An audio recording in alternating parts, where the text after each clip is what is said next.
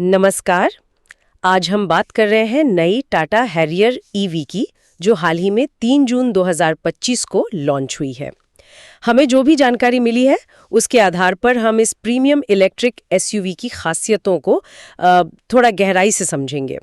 मकसद ये जानना है कि भाई भारतीय बाजार के लिए ये गाड़ी क्यों अहम है और इसके आने से प्रीमियम ईवी एसयूवी सेगमेंट में क्या हलचल मच सकती है। तो चलिए देखते हैं इसमें क्या खास है। ये सिर्फ एक और ईवी तो नहीं लग रही, मतलब टाटा मोटर्स की तरफ से प्रीमियम सेगमेंट में एक बड़ा कदम सा नजर आता है ये। शुरुआत करते हैं इसके लुक से। दिखने में तो ये काफी हद तक अपनी जानी पहचानी हैरियर जैसी ही है, पर ईवी वाले बदलाव साफ है ना? हाँ बिल्कुल।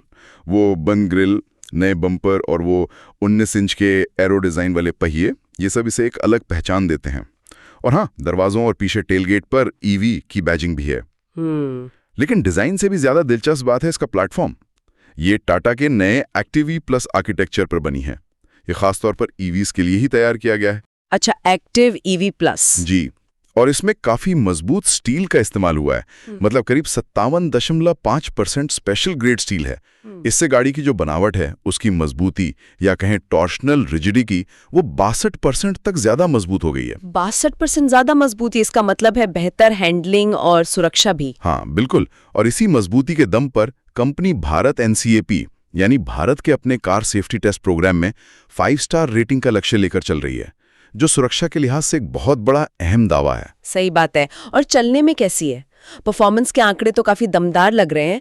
2 विकल्प है शायद, एक रियर व्हील ड्राइव और एक ऑल व्हील ड्राइव। सही कहा। Rear wheel drive adventure variant है। उसमें 65 किलोवाट की बैटरी है और करीब 238 हॉर्स पावर। लेकिन जो ऑल व्हील ड्राइव फियरलेस या एम्पावर्ड वेरिएंट्स हैं, वो असल में पावर हाउस हैं। उसमें 75 किलोवाट की LFP बैटरी है। ये वो बैटरी होती हैं जो ज्यादा सुरक्षित और लंबी चलने वाली मानी जाती है आजकल। हाँ, LFP का काफी नाम सुना है। जी, और ड्यूअल मोटर सेटअप से करीब 390 bhp की पावर मिलती है। 390 bhp? हाँ, और नतीजा 0 से 100 किलोमीटर प्रति घंटा सिर्फ करीब 6.3 सेकंड्स में। अरे वाह, ये तो काफी तेज है। लेकिन भारत में ईवीज के लिए रेंज और चार्जिंग, ये 2 सबसे बड़े सवाल होते हैं हमेशा। यहाँ क्या स्थिति है? यहाँ भी आंकड़े काफी अच्छे हैं। जो AWD वेरिएंट है उसकी ARAI सर्टिफाइड रेंज तो 627 किलोमीटर है। 627? हाँ, पर हम जानते हैं कि असल दुनिया में मतलब रोजमर्रा की ड्राइविंग में थोड़ी कम मिलती है।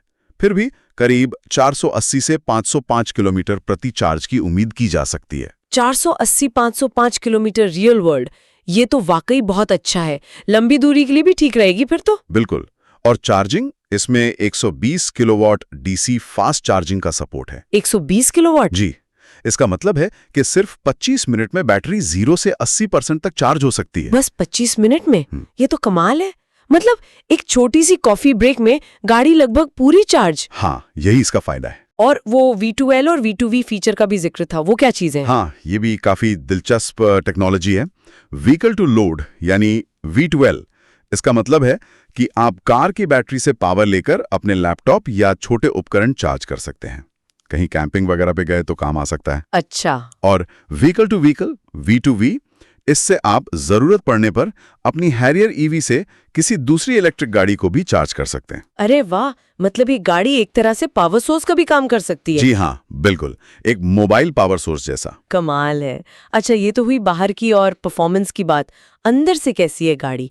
फीचर्स की लिस्ट तो काफी लंबी लग रही थी। हाँ, अंदर से भी ये काफी प्रीमियम फील देती है। डैशबोर्ड पर एक बहुत बड़ी 14.53 इंच की सैमसंग की advanced neo QLED touch screen दी गई है। Neo QLED? ये तो टीवी में सुना था। हाँ, वही टेक्नोलॉजी अब कार में। साथ में 10.25 इंच का डिजिटल ड्राइवर डिस्प्ले भी है। फिर ड्यूअल जोन क्लाइमेट कंट्रोल, हवादार सीटें, पैनोरामिक सनरूफ और JBL का 10 स्पीकर वाला डॉल्बी एटमॉस साउंड सिस्टम भी है। डॉल्बी एटमॉस मतलब ऑडियो एक्सपीरियंस भी शानदार होगा। बिल्कुल। और एक समन फीचर भी है, जिससे आप कार को चाबी से ही मतलब बाहर खड़े होकर थोड़ा आगे पीछे कर सकते हैं। पार्किंग में निकालने या लगाने में मदद मिल सकती है। अच्छा, ये भी बढ़िया है। अब आते हैं सुरक्षा फीचर्स पर। आजकल ADAS यानी एडवांस्ड ड्राइवर असिस्टेंट सिस्टम्स की बहुत चर्चा होती है। इसमें क्या है? हाँ, इसमें लेवल 2 ADAS दिया गया है। लेवल 2 का मतलब है कि कार कुछ स्थितियों में स्टीयरिंग, स्पीड और ब्रेकिंग में मदद कर सकती है, लेकिन यह ध्यान रखना जरूरी है कि ड्राइवर को हमेशा चौकन्ना रहना पड़ता है। खास बात यह है कि टाटा का कहना है कि इसके 22 फीचर्स को भारतीय सड़कों और ट्रैफिक की स्थितियों के हिसाब से खास तौर पर कैलिब्रेट किया गया है। ये जरूरी है क्योंकि बाहर के सिस्टम कई बार यहाँ ठीक से काम नहीं करते। सही कहा। तो इसमें आपको adaptive cruise control, lane keep assist, आगे टक्कर होने की चेतावनी जैसे फीचर्स मिलते हैं, और एक 540 डिग्री सराउंड व्यू कैमरा भी है जिसमें ट्रांसपेरेंट बॉनेट व्यू भी शामिल है। ट्रांसपेरेंट बॉनेट व्यू, वो कैसे काम करता है? वो कैमरे की मदद से ऐसा व्यू दिखाता है जैसे बॉनेट पारदर्शी हो, ताकि आप गाड़ी के ठीक आगे के पहियों के पास की जमीन देख सकें। पार्किंग या मुश्किल रास्तों पर काफी मददगार हो सकता है। समझ गई। इंटेलिजेंट स्पीड असिस्ट और ऑटो पार्क असिस्ट जैसे फीचर भी हैं शायद। जी हाँ, वो भी हैं। और इनके अलावा 6 या 7 एयरबैग्स, वेरिएंट पर निर्भर करता है। ABS, ESC, electronic parking brake जैसे स्टैंडर्ड सेफ्टी फीचर्स तो हैं ही। ठीक है, तो ये सब फीचर्स और परफॉर्मेंस के साथ कीमत क्या रखी गई है और मार्केट में ये किन गाड़ियों से मुकाबला करेगी? कीमत की बात करें तो इसकी शुरुआती एक्स शोरूम कीमत 21,49,000 रुपए रखी गई है। अच्छा। और ये टॉप AWD मॉडल के लिए करीब 26 लाख रुपए तक जाती है। और जहां तक मुकाबले की बात है तो ये सीधी टक्कर देगी महिंद्रा की आने वाली XUV 9e को, Hyundai की क्रेटा EV जो आने वाली है, और BYD की Atto 3 जैसी गाड़ियों को। मतलब मुकाबला कड़ा होने वाला है इस सेगमेंट में। बिल्कुल। संक्षेप में कहे तो हैरियर EV एक जानी पहचानी, पसंद की जाने वाली SUV के डिजाइन में अगली पीढ़ी की इलेक्ट्रिक तकनीक और ढेर सारे फीचर्स लेकर आई है।